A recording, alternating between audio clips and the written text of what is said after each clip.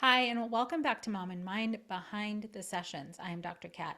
On these Behind the Sessions episodes, I really dig into things that people bring up in therapy because it's important for everyone to know that the things we struggle with might be universal. There could be some parts of our experience that are unique to us, but often there's a resonance. And for people who are struggling, it is so important to know that other people struggle too and might be struggling with very similar things, like to your own experience. It's also really mind opening to hear and know that other people are struggling with things that you might have never thought of or that you've never experienced.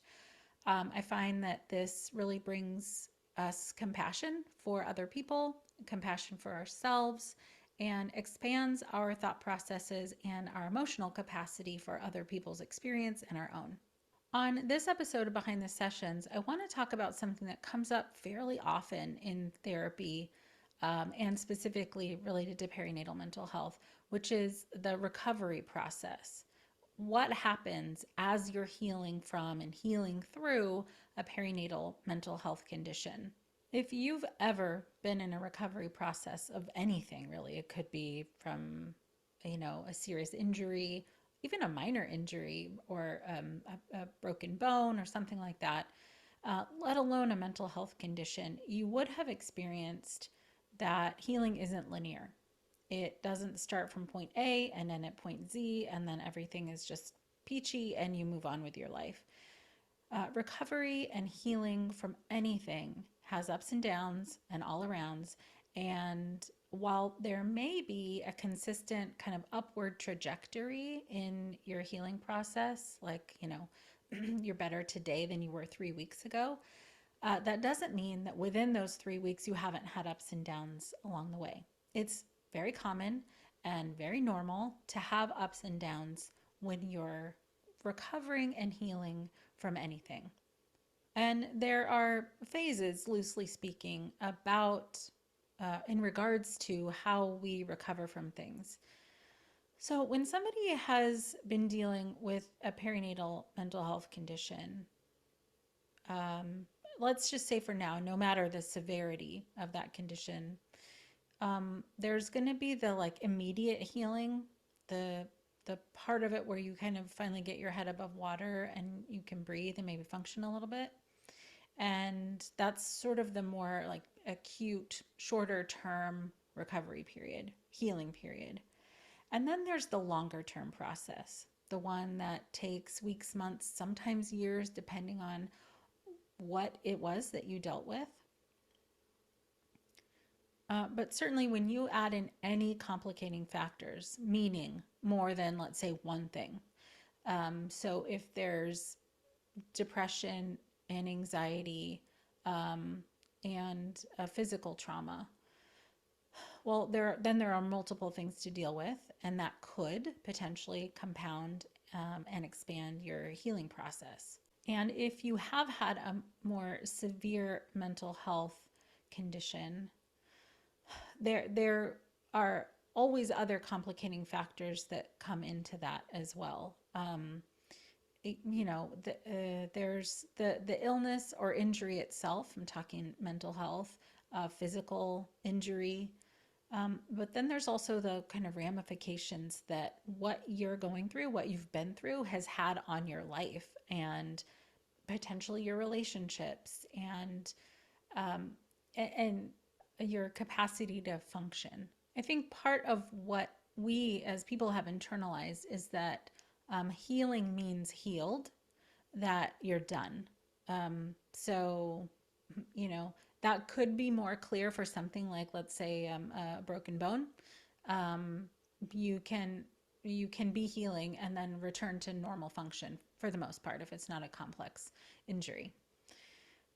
Um, but our mental health, our emotional health, our sort of spiritual health, if you will, not speaking in religious terms, but more like what the whole experience has done to you or the impact it's had on you.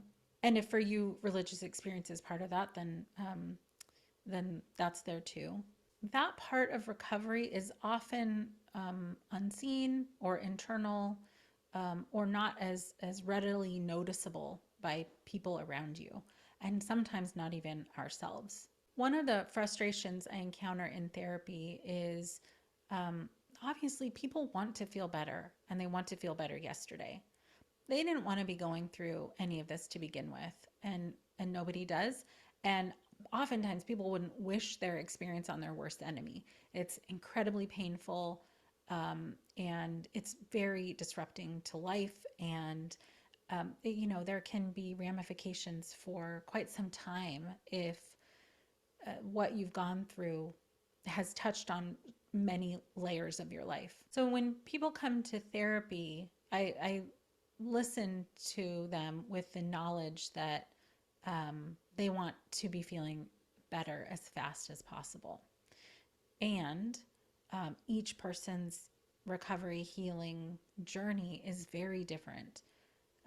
It's I wish I could say, yeah, everything's going to be better in 6 weeks, 8 weeks, and you'll just be back to normal. And we can give sort of ranges for recovery and what to potentially expect. But until I know what all is going on for you and all of the factors that are complicating your specific journey, I wouldn't be able to blanketly say everybody gets better from postpartum anxiety in 10 weeks. Um, but when you're in despair, when you're in anxiety, when you don't know like which way is up, you desperately want to know when you're going to feel better. It's hard to just hold on to hope, which I gladly extend to everybody that I can. Hope can be hard when you're in really, really, really a deep, dark place. But I do know, and I have seen over and over, that healing is possible and people do get better. What that looks like, how long it takes, is very individual. And for people who are taking psychiatric medications, starting that process, oftentimes, if we're talking perinatal mental health and it's depression or anxiety, PTSD, OCD, we're talking about medications that can take 4 to 6 weeks to reach their full efficacy for that dose. Um, and it can and so people when people hear 4 to 6 weeks, the hope is for them oftentimes that they're going to feel better at that time and then just be better. And it's also hard to be waiting for those 4 to 6 weeks to see, how that medication is going to sit with you, how it's going to feel in your body, how much it's going to help or how little it's going to help. Certainly, if you have to switch a medication to try something different, then that can extend the process. But even after somebody's reached that 6 weeks of taking a medication, there's still healing to be had. Um, Often with medication, what I'm seeing is that those initial medications are really helping people to get their head above water. They're able to breathe. It calms down the anxiety. It quiets the depression a bit so that they can get to a point where the skills and tools that we want to talk about and learn in therapy can be helpful. When symptoms are really intense, very hard to manage, it can be really hard to use the skills and tools that you've learned, or the ones that you used in the past, or the ones that you're trying to learn in therapy at that time. And there are other complicating factors that can extend the amount of time that healing and recovery takes. So, for instance, if you are in let's say, a relationship with a very difficult parent, that your parent is a challenging person, you're not getting support from them, and they're actually making things harder. So, if you've already been dealing with depression or anxiety, and then you have an ongoing stressor or something that continues to activate your stress or continues to activate your trauma, PTSD, it is hard to heal and recover when there's active trauma, active stress happening. I'm not saying that you can't and you can't get a little bit better in that process. But again, I love context. It is incredibly important when trying to understand why and how you're feeling and behaving the way you are in your life. If you have a continuous stress, it's harder to recover.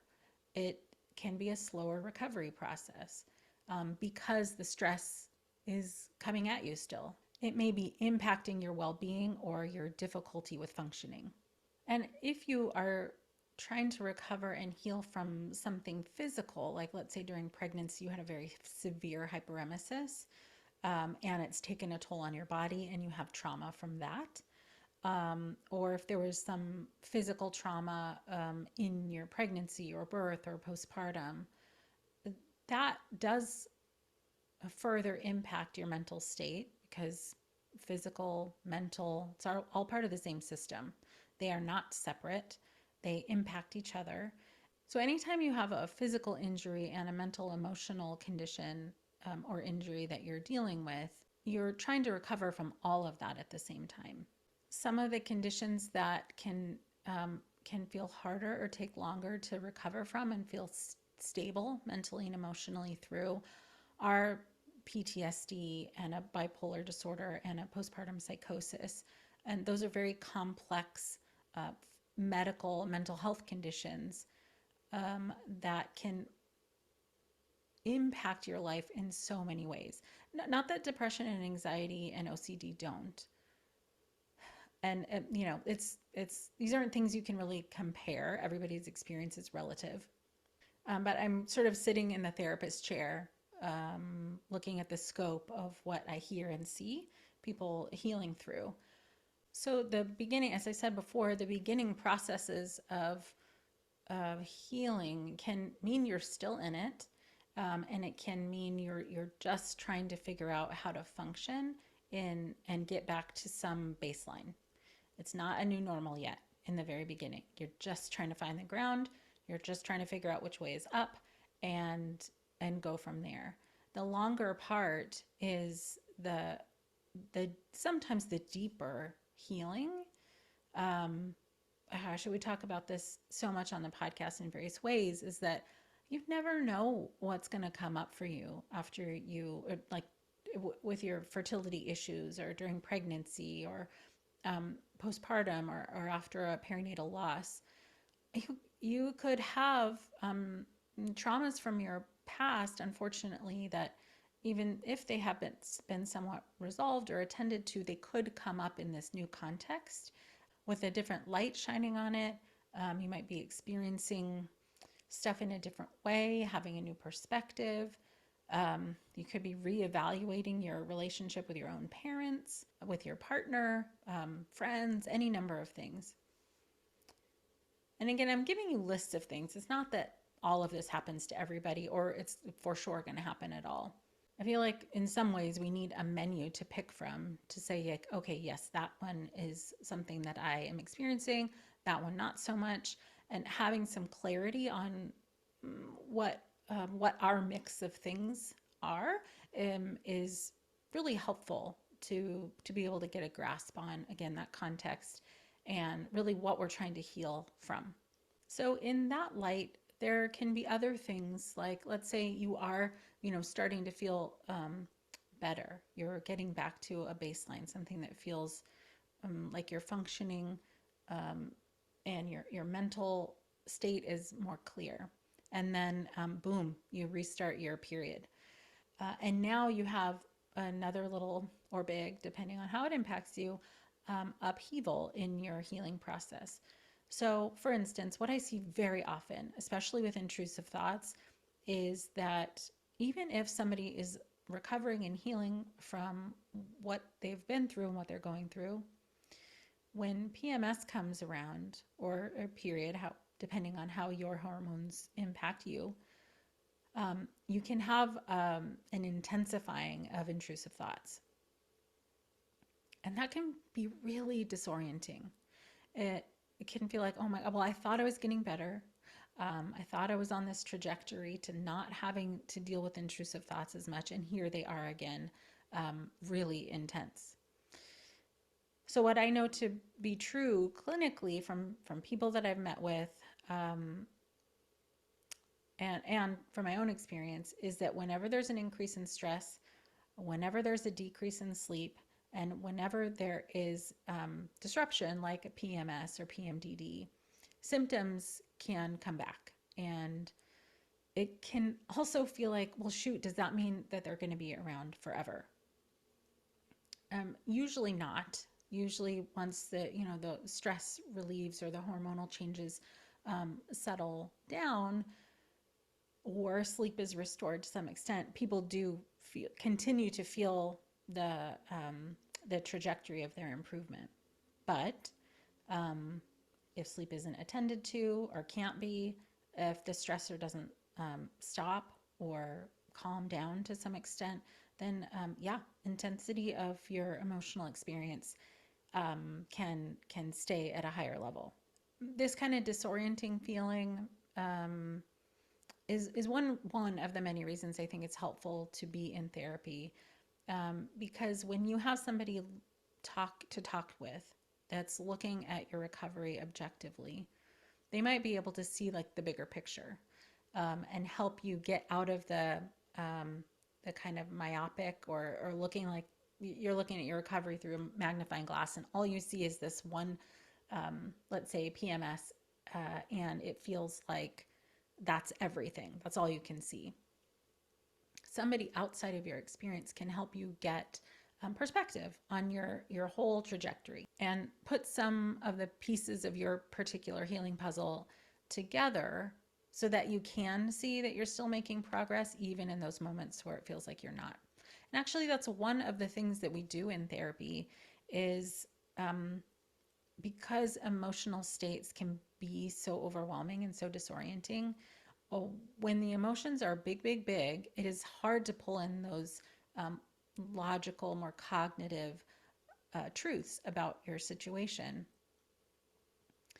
And when we can pull those in, it can be part of the anchoring, part of the grounding into, okay, I know that when I have this emotional overwhelm, I have evidence now that it's temporary, or that it will wax and wane. This could come and go. And I can hold on to the fact that I will feel better soon. I'm just going to weather this little storm. I'm going to get through it, and then I'll be back to whatever, my new normal is, or my normal for now is. Because, healing is a process. Like I said before, it's not linear. You could have days where you're feeling such relief that you're finally having an okay day, where you don't have the heaviness on your chest or in your body, or you don't feel like you have to be running around and have this like nervous, angsty energy all the time. And when you have a moment where you feel free of that, it is incredible. It's such a good feeling and it's such a relief. And of course, you want to hold on to that. You want it to stay. Um, and sometimes it can stay for a bit, and sometimes you could have that stress come back, or lack of sleep, or whatever. Something comes in and disrupts that, and you can feel again some of that intensity of symptoms return, and that's that up and down and all around, but also forward trajectory at the same time. This healing is can be many things at once. It doesn't have to mean that when you start feeling better, that means you're better and you can never have a bad day again. That's impossible. I mean, okay, think of it this way. When you're not in a healing and recovery process, you're just going about life, you have good days and bad days. That's very normal. It is part of life. But when you are in a healing process and you're finally feeling a little bit better and you have those bad days, it can be depressing. It can feel um, discouraging.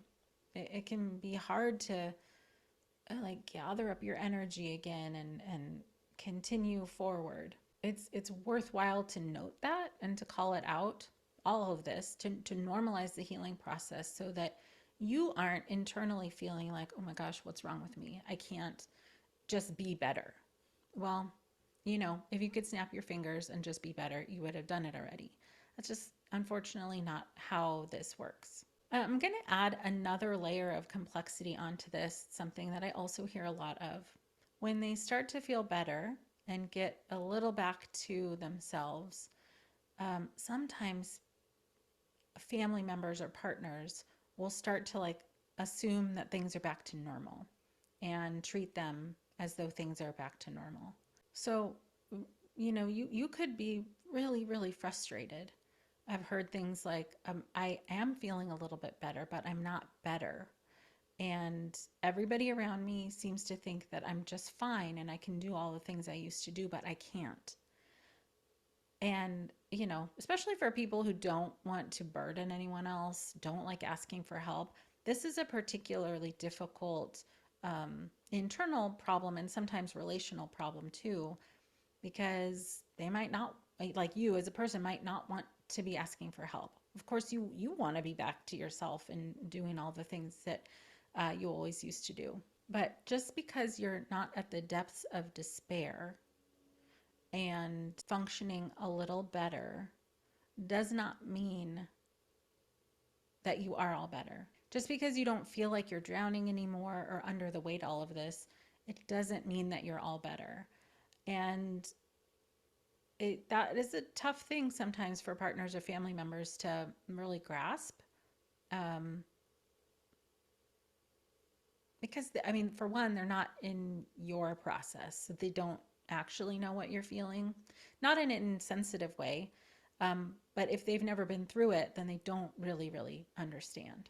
So oftentimes in the therapy process, we're working through all of those feelings, like what it feels like for people around you to make assumptions about how you're doing, for people around you to be sort of like moving along or moving on. And I can say, like, quote unquote, forgetting that you have been through something or that you're still going through something. And then while you are not feeling well or your best, how to have that conversation with a partner or a family member. Like um, because there might be days where you do feel okay and you can do, the things that you set out to do. And there might be days where you're not. It's really important for your close ones, your loved ones, to have that context as much as possible. Whether they understand it or not, or they can meet your needs or not, I don't know. But um, knowing that for yourself and then being able to express that, find a way to talk to them about it is really important. Otherwise, you're left in an internal struggle, feeling unseen, misunderstood. There's pressure on you to be doing more or being more than you have the capacity to do or be. And if you're just holding that in, um, if you're somebody who's experiencing this right now, what does that feel like? It feels bad. And sometimes also asking for help feels bad. And then you're having to choose between, which hard thing are you going to do? Are you going to have that conversation or hold on to your feelings internally? Depending on your situation, if you don't have a supportive partner, if you don't have the supportive family members, it might not be an option to get and ask for the help, mm, to ask for and get the help and understanding that you need. Unfortunately, that is true sometimes. You may have to look outside of that immediate circle and talk to friends, find somebody you can confide in, just to have a place to express your truth, your true self at that moment, or your point in your healing process. Um, and sometimes support groups can be a great place for that. So inherent in all of this process of healing and recovery is also getting to know yourself better, getting to know what your needs are, how you communicate them or not, how you treat yourself in the process, like what of the things can you give to yourself. That could be setting a boundary with someone. That could be setting a boundary with yourself. That could be allowing yourself to rest, giving yourself permission to do nothing if that's what you need to do. And while healing and recovery is an active process, it doesn't mean you have to be active all of the time while in the process. What I mean by that is it takes an incredible amount of energy both mentally, physically, and whatever else, to go on a healing process after you've already been going through something really, really difficult. So, another really important part of healing and recovery is sometimes taking your foot off the gas pedal. It doesn't have to be a go, go, go process. It can be like, you know what, I'm just gonna dial it in today. I'm, I'm I've been working really hard at at this, like trying to use the coping skills, trying to use these tools, trying to ask for my needs to be met, trying to set the boundaries. And that's all good. But there will be times when you don't feel like doing it. And that is normal. You cannot, nobody can continue pushing themselves forward without taking some kind of a break. And taking a break, taking your foot off the gas pedal doesn't mean you should never get back to it. But this is about understanding your process and what your needs are. And if you just need to chill out and go stare at a wall, cool, go do that. That's part of healing too, is understanding what your capacity is and giving yourself grace and space to meet your own needs. And, everybody who's in the therapy process is working towards healing. Even if you're not directly going to therapy, you may be doing things for yourself that are directed towards healing and recovery, and that's great. You don't have to go to therapy. I'm just biased. I think everybody should. It's great. But there are things that you may be doing on your own that aren't specifically therapy related, that isn't specifically going to therapy. Whatever it is, find your thing.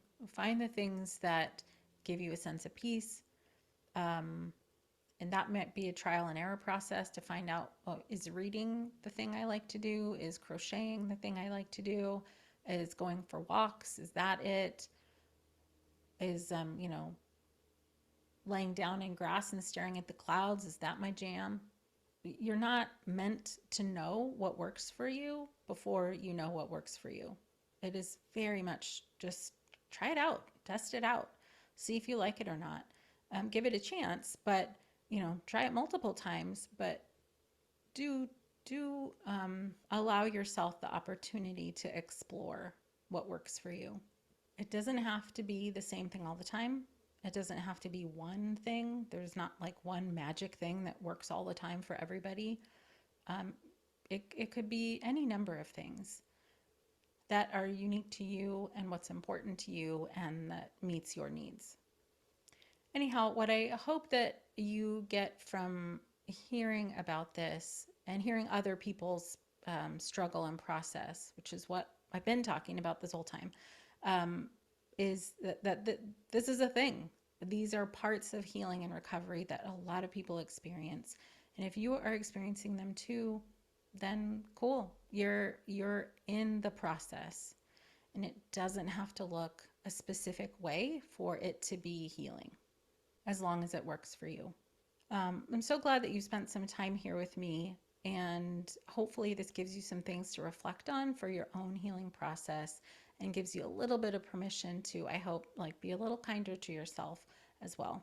Please do be sure that you're subscribed to the podcast from whatever platform you listen on. It is so important for me on the back end to see that people are listening and tuning in. And it's part of what keeps this podcast accessible and up in the rankings so that people can find it. If you have somebody who could benefit from hearing what goes on in therapy, send this along. You can direct them to any podcast platform and type in Mom and Mind, or you can go to my website, wellmindperinatal.com, where you can find this podcast and also my online courses. I thank you so much for being with me today. Until next time.